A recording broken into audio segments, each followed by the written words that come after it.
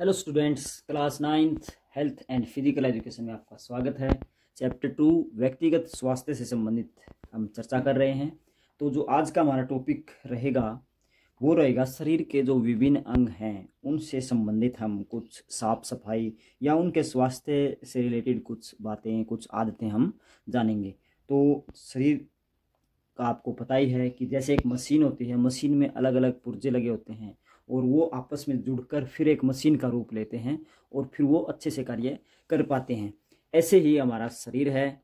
शरीर में भी अलग अलग पुर्जे अर्थात अलग अलग अंग हैं। अलग अलग अंग मिलकर पूरे शरीर का निर्माण करते हैं और फिर शरीर को सही चलाते हैं। अगर एक भी पुर्जा अर्थात एक भी अंग या ऑर्गन्स हमारे शरीर का खराब हो जाता है तो उससे पूरा शरीर प्रभावित होता है। तो हमें उस अंग या उस ऑर्गन्स की संभाल रखना बहुत ही आवश्यक हो जाता है। उसकी साफ सफाई का विशेष ध्यान रखना होता है या उससे जो उसके जो हेल्थ रिलेशन हैं, जो भी हेल्थ उसको हेल्थी बनाए रखने के जो भी हमारे उद्देश्य हैं वो हमें सही रखने होंगे। तो व्यक्तिगत स्वास्थ्य से संबंधित पाठ में हमारा शरीर कैसा है, शरीर के अंग कैसे हैं और वो कैसे कार्य कर रहे हैं, तो ये ही बातें होती हैं। तो आज हम सबसे पहले त्वचा से संबंधित नंबर 1 त्वचा की सफाई।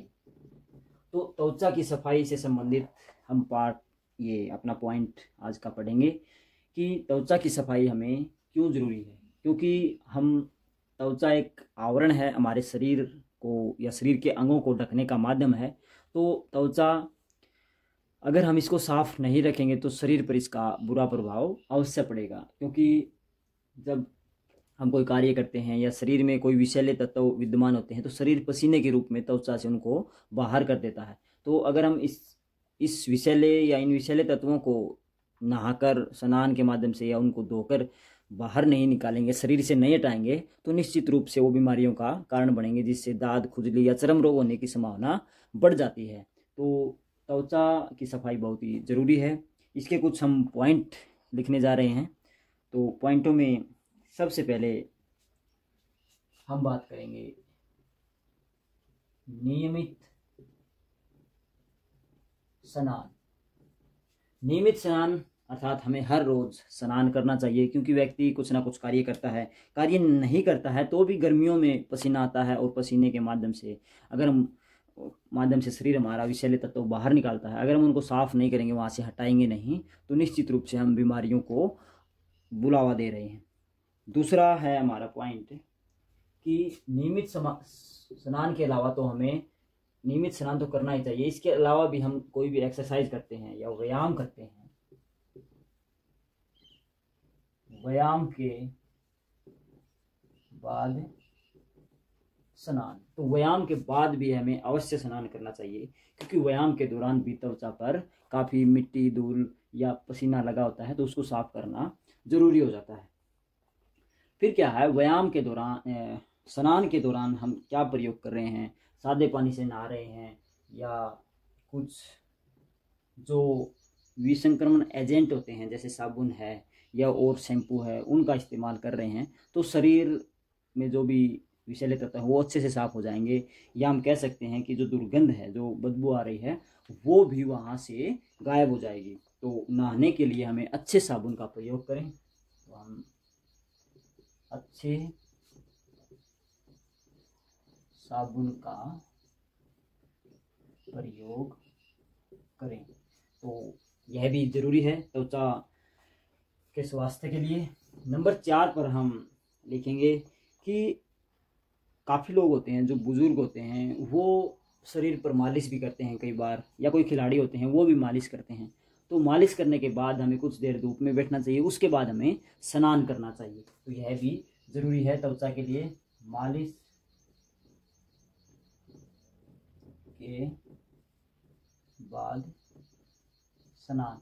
तो इसमें एक अपवाद है कि जो छोटे बच्चे होते हैं उनको स्नान कराने के बाद उनकी मालिश करवानी चाहिए। जो शिशु होते हैं, जो 5 साल से कम उम्र का हम अंदाजतन मान लेते हैं उनको, तो जो अपवाद कहता है कि जो 5 साल की उम्र से कम बच्चे हैं उनका पहले स्नान करवाएं, फिर उनकी मालिश की जाए। मगर जो बड़े बच्चे होते हैं या बुजुर्ग होते हैं या प्रौढ़ युवा हम कह सकते हैं, वो पहले मालिश करें और फिर स्नान करें। आगे बढ़ते हैं नंबर 5 पर। नंबर 5 पर हम लिखेंगे, जो हम नहाने के बाद तौलिया या कोई कपड़ा इस्तेमाल कर रहे हैं वो हर व्यक्ति का अलग अलग होना चाहिए। तो मैं यहाँ पर लिख देता हूँ, तौलिया या टॉवल बोल देते हैं इंग्लिश में। तौलिया हर व्यक्ति का अलग होना चाहिए, क्योंकि जो त्वचा है हमारी उसमें अलग अलग रोग लगने की संभावना होती है, या कोई चर्म रोग होता है तो वह एक व्यक्ति से दूसरे व्यक्ति में ना फैले। तो इस कारण जो तौलिया है हमारा वो अलग अलग होना चाहिए। फिर है 6 नंबर पर हम लिखेंगे कि जो गर्म पानी से हम स्नान करते हैं सर्दियों में खासकर, तो ज़्यादा गर्म पानी का इस्तेमाल ना करें। ज़्यादा गर्म पानी से न नहाएं। तो यह भी ज़रूरी है, क्योंकि अगर ज़्यादा गर्म पानी से हम स्नान करेंगे तो वह त्वचा के लिए हानिकारक सिद्ध हो सकता है।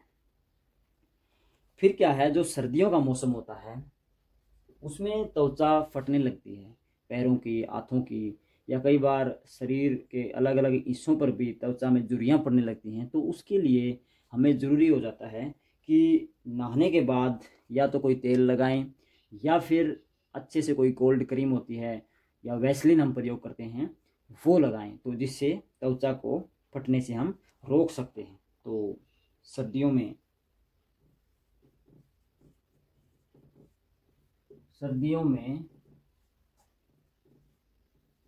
त्वचा को फटने से बचाएं। तो ये हमारे कुछ त्वचा से संबंधित कुछ प्रिकॉशन हैं जिनका हमें पालन करना चाहिए। इसके अलावा भी काफ़ी सारे और प्रिकॉशन होते हैं, वो हमें प्रयोग करने चाहिए।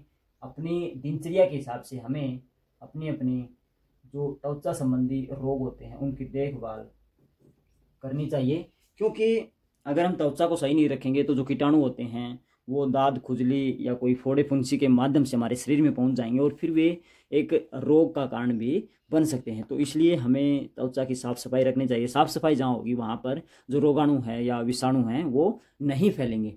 तो आज का हमारा यही टॉपिक था, त्वचा से संबंधित, त्वचा की सफाई।